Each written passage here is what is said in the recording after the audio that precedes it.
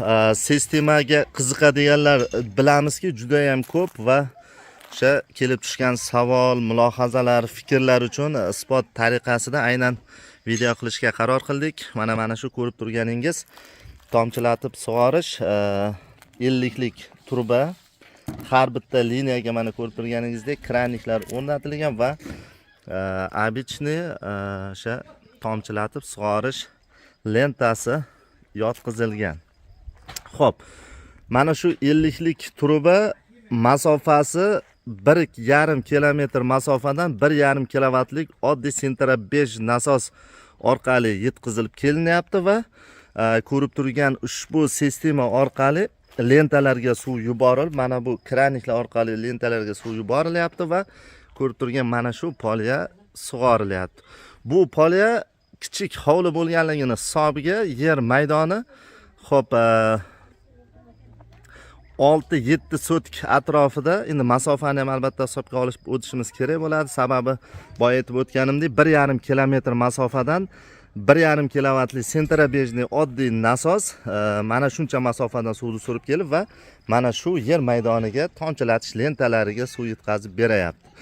Bu yerda birinchi ekin sifatida kartoshka ekilgan va kartoshka yig'ishtirib olingandan so'ng sabzi urug' orqali sabzi ekilgan. Mana shu polyada xudo xolasa bu sabzini yig'ishtirib olingandan so'ng fermer akamiz buni orqasidan yana piyoz ekishni reja qilgan ekanlar. Xo'p, liniya mana shu holatda. O'sha tomchilatib sug'orishga qiziqadiganlar ko'p. Bilamizki, qilishga ikkilanadi.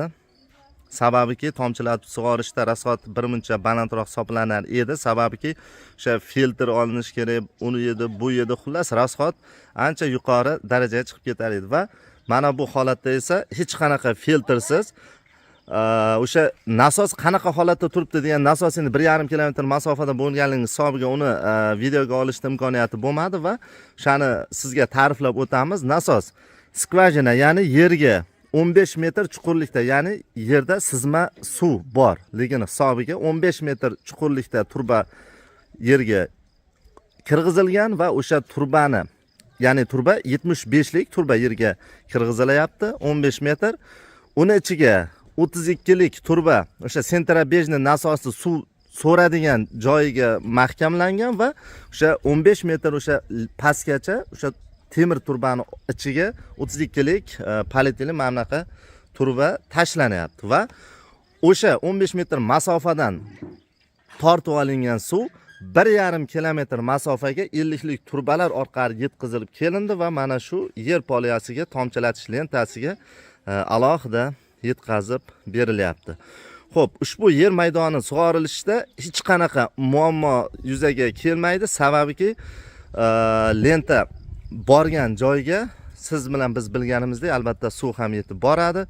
Ushbu yer maydonini sug'orish uchun mana shu kabi kichik yoshdagi bolalar ham ushbu yer maydonini bemalol sug'orish mumkin. Sababiki aynan mana shu kraniklar orqali boshqariladi.